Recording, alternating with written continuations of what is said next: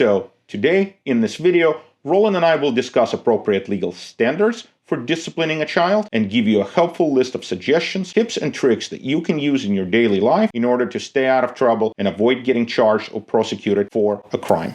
We can all agree that as parents, we have not only the right, but also an obligation to raise our children properly, and that sometimes that requires disciplining them when they misbehave or don't follow the rules. However, in this particular area, Roland and I often deal with clients who get charged and prosecuted for the crimes of child abuse, child endangerment, and child neglect when the method they use to discipline their children or the physical force they use to discipline their children exceeds legal boundaries. So, William, there has to be a clear standard of when parents are allowed to discipline their child. Can you kind of go over and give everybody an idea of what the standard is when they're allowed to discipline their child? Absolutely. In California, parents are absolutely allowed to discipline their children, so long as they use either justifiable force to discipline a child or they use a justifiable method to discipline a child. This gets evaluated in court under the reasonable person standard. That means that your physical force or alternative method of discipline must both be necessary and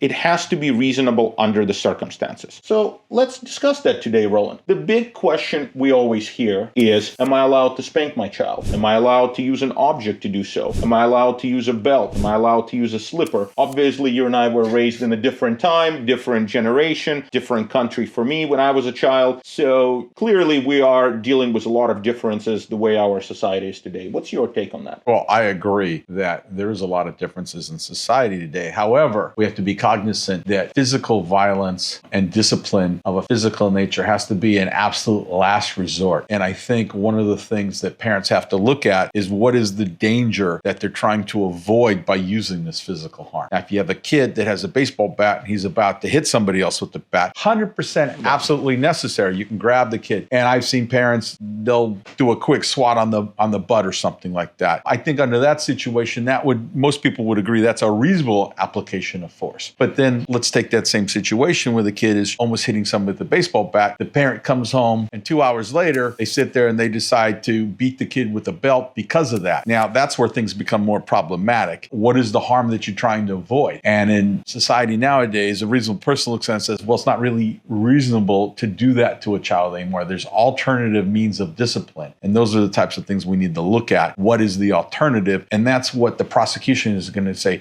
It was not justifiable. There was no reason for you to do this to this child. And I think another problem that we often have is that the legal standard is pretty generic. It lacks specificity and it leaves your conduct subject to interpretation later, after the fact. All that the law requires and all that the law instructs you is that your method of discipline be justifiable. But it doesn't give you specific examples. It doesn't give you a kitchen list of things that are justifiable under the circumstances. So you have to use your common sense and you have to understand that your conduct will be interpreted by the standard of a reasonable person. And if you are not perceived as being reasonable, you could end up getting convicted of crimes of child endangerment, child neglect, or child abuse.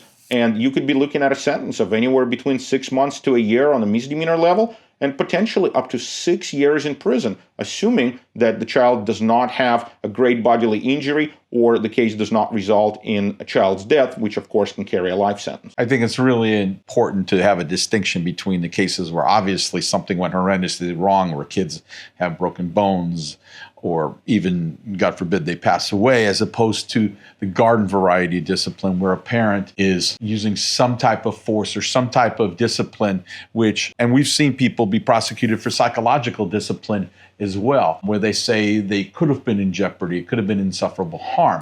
And so the problem I think the average parent has is when you're walking that line between trying to use proportional discipline with the child and raise a child appropriately. And I think everybody agrees that parents do have a responsibility and can use discipline. But where the problem is when you're walking that line and what did the child do, or for that matter, even a teenager, what did they do and what is proportionate an appropriate response. And I think that's where the average person runs into trouble. And I think if we were to break it down and go step by step, the first question is, are you allowed to use physical force? The answer is yes, As a parent, you are allowed to use physical force to discipline your child, but that right is not without significant limitations. The force you use to discipline a child must always be justifiable. What does that mean? In order to be justifiable, number one, a reasonable person would have to agree that punishment was necessary. That means you can't just go around hitting a kid because they didn't do some small chore around the house, because they didn't immediately respond to something you were saying to them that you perceived as disrespectful. Obviously, it's subject to interpretation, but punishment has to be necessary, and it will not be interpreted from your perspective. It will be interpreted from a reasonable person perspective, so everyone on your jury would have to agree that under these circumstances, universally, all would think that that child deserved to be punished. In addition, the amount and way you use physical force has to be looked at as a reasonable standard. So you have the first prong is, was it necessary? And even if it's necessary, you can still go overboard in terms of how you're disciplining a kid. I mean, if somebody forget to put their toys away and you want to discipline them, and under the totality of circumstances, you decided they needed some type of spanking. Is it appropriate to then sit there and spank a kid for 5 minutes and raise welts on their behind? It's totally inappropriate. A light swat on the butt, however, as a reminder that, hey, you can't just leave a giant mess in the middle of your room, probably would be okay. But if it ends up leaving marks, you're going to be asking for trouble. You're going to be asking for trouble. And it's never okay when you leave any marks on a child or do any unjustifiable suffering. Children should not suffer. Discipline methods need to be appropriate. You need to use the appropriate amount of force. And one thing to remember is physical force has to be a last resort. On that topic, Roland, I think it's really important to remind our viewers that you should never discipline a child out of anger. It's very frustrating. Children and spouses have the ability to get under our skins like no one else. Children in particular, when they repeat the same things or test our boundaries, can really drive us crazy. So it's super important to remember to not blow up, to not allow yourself to release that pent-up frustration out of anger, because that's when you are liable to cross legally permissible boundaries and get yourself in a lot of trouble with welts or bruises that are going to be seen by teachers later, social workers, all mandated reporters, the whole lot of them, and you're going to be finding yourself on the other side of a desk in interrogation room number 2, answering questions from a police officer. Physical force is obviously not the only method of discipline, and the law permits parents to use justifiable methods of discipline, which can vary from negative reinforcement, removing an object, a toy, an iPad, or a cell phone that the child likes, having the child do a timeout, having the child go to the room, telling the child that you're not going to attend perhaps an event or go to a movie, or something along those lines. Parents oftentimes get creative. Their creativity is often inspired by cultural experiences, generational experiences, the way that a parent was brought up. But you always have to remember, no matter what method you use to discipline a child, it has to be justifiable. And just like with physical force, any method used to discipline a child will be evaluated under 2 prongs. Number 1, was punishment of the child necessary? And under the circumstances, did the method you used to do so meet the reasonable person standard? Would a reasonable individual believe that the way you chose to discipline a child was reasonable and appropriate under the circumstances? Yes, I agree with that. And one of the things to look at when you're using that standard and you're using alternative methods, you have to keep in mind, is the child going to suffer? Are they going to have physical harm? If you lock a kid in a room for hours at a time, you don't let them out, that potentially could cause physical harm. That's going to get you charged with false imprisonment too. In addition, yes. If you take away meals from a kid, they're going to consider that child abuse. So the methods do have to be reasonable. They have to be appropriate. It's always appropriate to take away their cell phone or to take away playing on a Nintendo or whatever game they're using. But when you go into the methods that are a little more extreme, where you're putting a child in potential harm or dangerousness, it's always going to be looked at as child endangerment. Now, William, this morning we were talking about parental rights and discipline, and you laid out for our listeners pretty much the black letter of the law. We talked about different issues and things that come up. So what I wanted to cover now is what are some of the pitfalls that parents can fall into in using physical force? Absolutely, Roland. Unfortunately, black letter of the law does not always match with reality. And when people use physical force, you can get yourself into trouble if those who review your actions after the fact do not agree that the force was justifiable, that the punishment was necessary, or that the force was excessive. So anytime physical force is used, we have to evaluate, was it necessary? How much was necessary? And did you use more force than was reasonable under the circumstances? And that also asks the question about other types of punishment that parents can do. And we actually are calling it psychological punishment at this point in time. And I think we both agree that psychological punishment is probably better as an initial type of punishment than physical punishment. To a point. You yes. Obviously don't want to cause extreme emotional or mental suffering to the child. That is another way a person can be charged with violating Section 273, which is child endangerment statute. But you can calibrate your punishment where, for example, you're taking away an object or an item, you're taking away a video game, you're taking away a cell phone, that's a big one. You're maybe denying child some kind of privilege, like having some free time to go get ice cream or a movie. That is much less problematic than deciding to spank your child, and perhaps if, God forbid, you spank them with an object that leaves welts or marks, and then the child is later seen in school by a mandated reporter, you're going to be getting yourself into a lot more hot water than if your child complains to a teacher, "Oh, my dad is so mean to me, he wouldn't let me play on my iPad all day."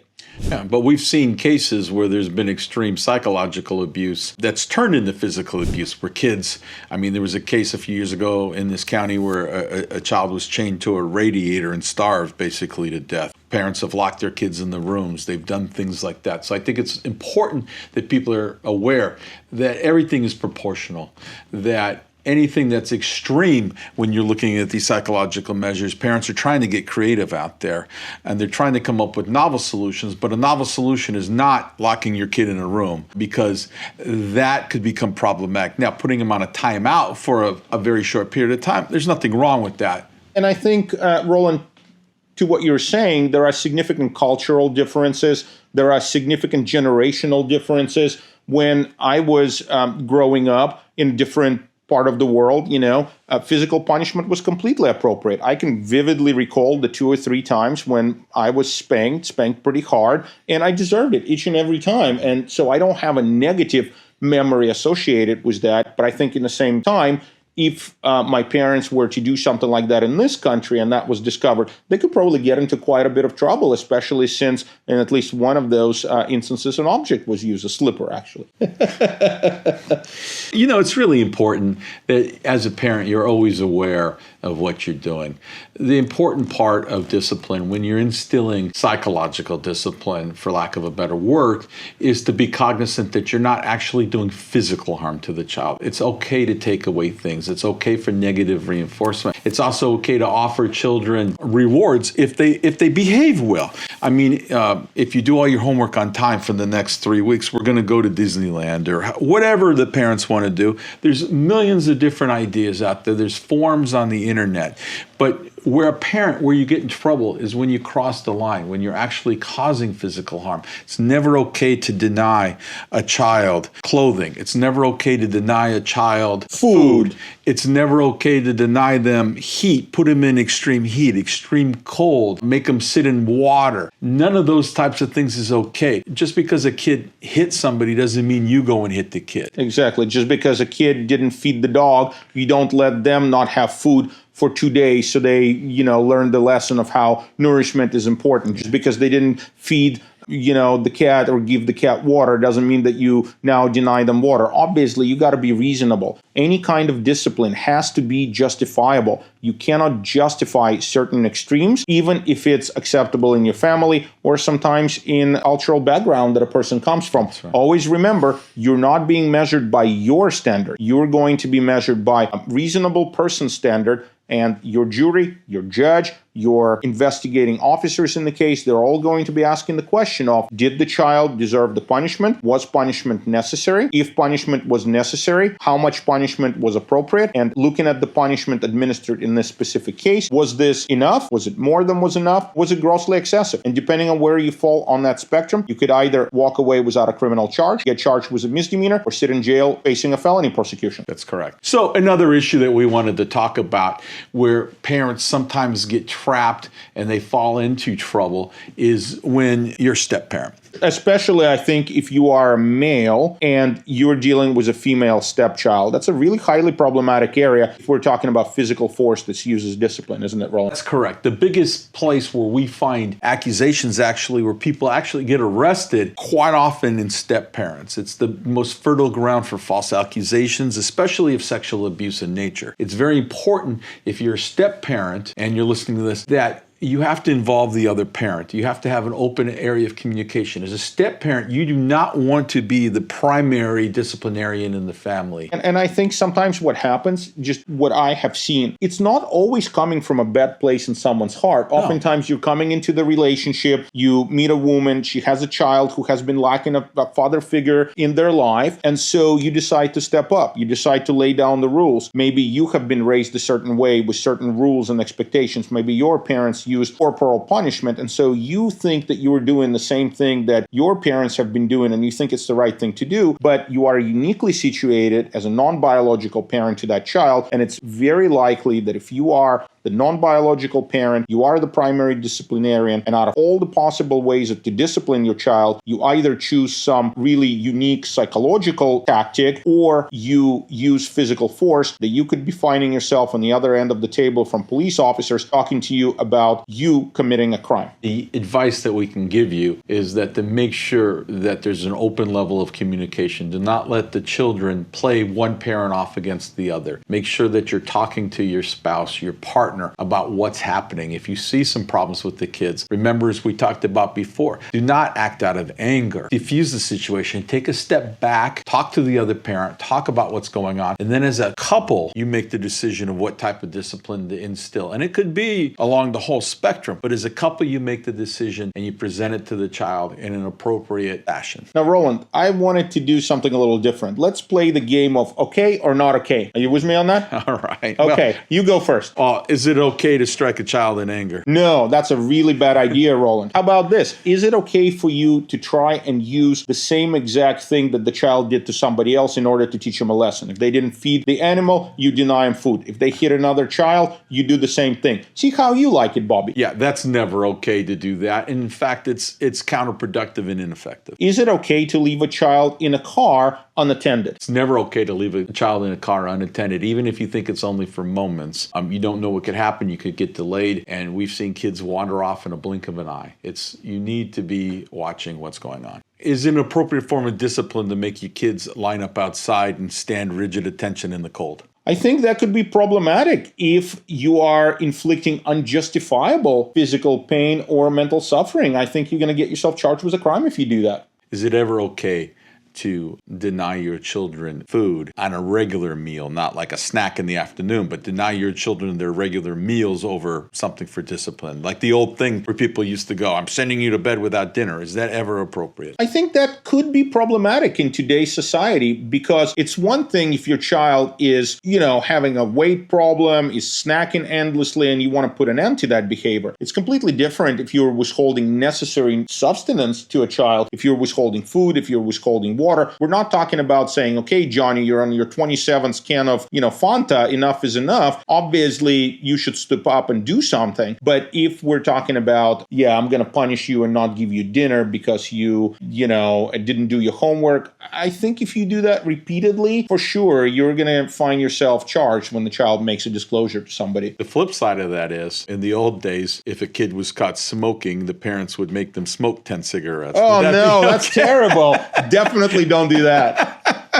Or if they were caught eating something they shouldn't, they'd make them eat the whole cookie jar. Is that okay? I'm kind of fuzzy on that one. I think, is it unjustifiable? It certainly sends a message. I probably wouldn't recommend doing that. I'm not sure it's necessarily criminal, but I think it would depend on the size of a cookie jar. Yeah, or what they're caught eating. How about this one, Roland? A garden hose. Somebody is caught sneaking out of the house, and this came out of a case that I once heard in court. Someone caught sneaking out of the house. Parent decides to teach him a lesson, takes out a garden hose and just pours, a whole bunch of cold water. Justifiable, not justifiable, or it depends. That one's a little closer call. It would depend upon the circumstances. If the child had snuck out and they were caught and they're just standing there and then you hose them down with cold water, I think that might be excessive.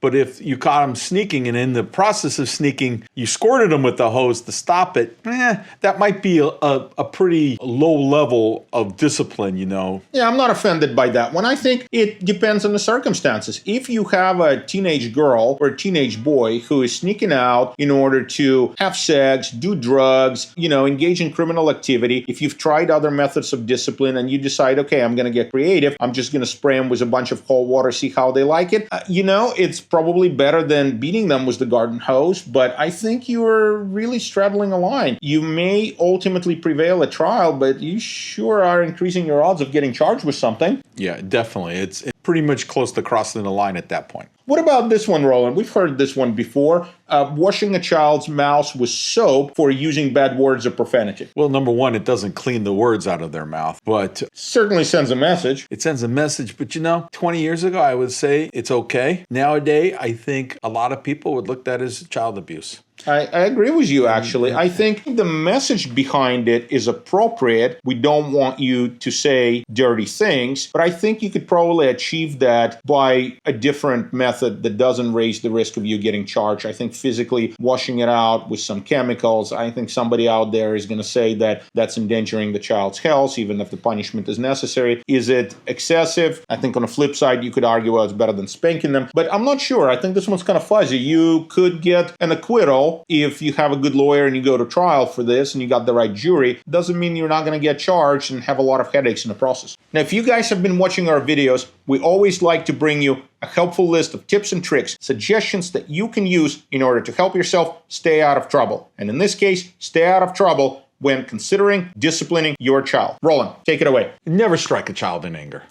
If you have to use discipline, consider whether you should be using physical force. Physical force should only be used as a discipline in the most extreme circumstances. And any force you have to use has to be reasonable and justifiable. Make sure that any type of discipline is proportionate to the act that occurred. You do not want to lock your child in the room for several hours just because they forgot to wash a dish. You do not want to deprive them of food or water because they forgot to feed or give water to a dog or a cat. You have to be a parent, you have to be responsible, and any discipline you use has to be proportional to the transgression that you are punishing them for. And make sure that if you do use physical discipline, it's last resort and it's proportionate. When dealing with ongoing disciplinary problems in a school or in a house, consider researching and applying professional solutions, and always document your efforts in order to protect yourself in the event that you're later accused of doing something inappropriate while conducting parental discipline. If you're a step parent, make sure you always involve the other parent. Don't make unilateral decisions and try to avoid being the disciplinarian.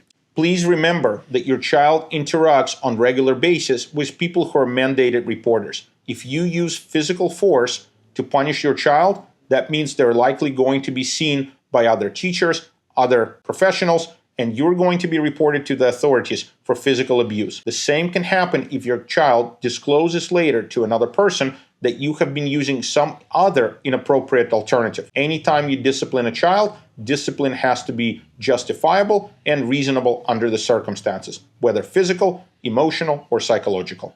Don't voluntarily hand over your cell phones. Allow the police to search your property without proper search warrants. They're not your friends. They're not there to exonerate you. They're there to investigate and try and find evidence of a crime. In addition, make sure you have secure passwords on all your devices that cannot be easily guessed.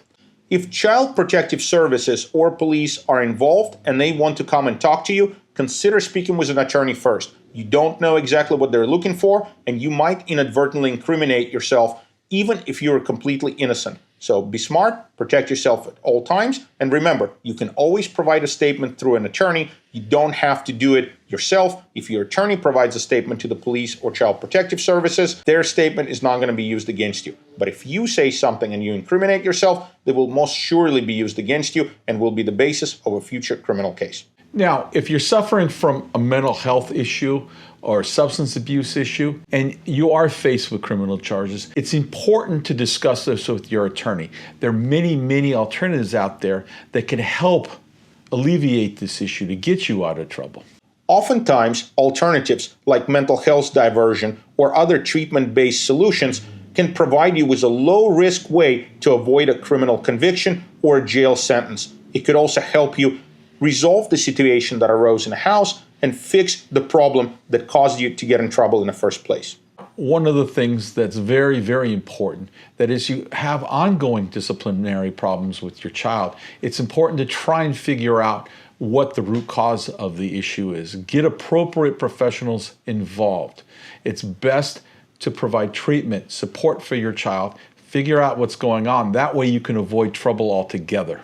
We're not only lawyers, we're also parents. And we know that all of us as parents want to provide a loving, healthy environment for our children and for the rest of our family.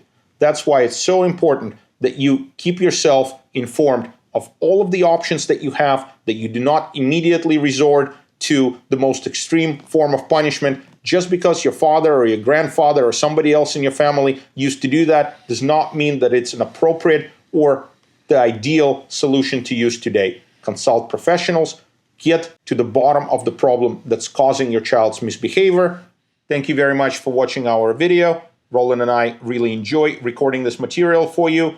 We want you to be informed. We want you to be successful. And we want you, above all, to stay out of trouble. Please like and subscribe. And we look forward to producing more fun videos for you guys. Thank you very much.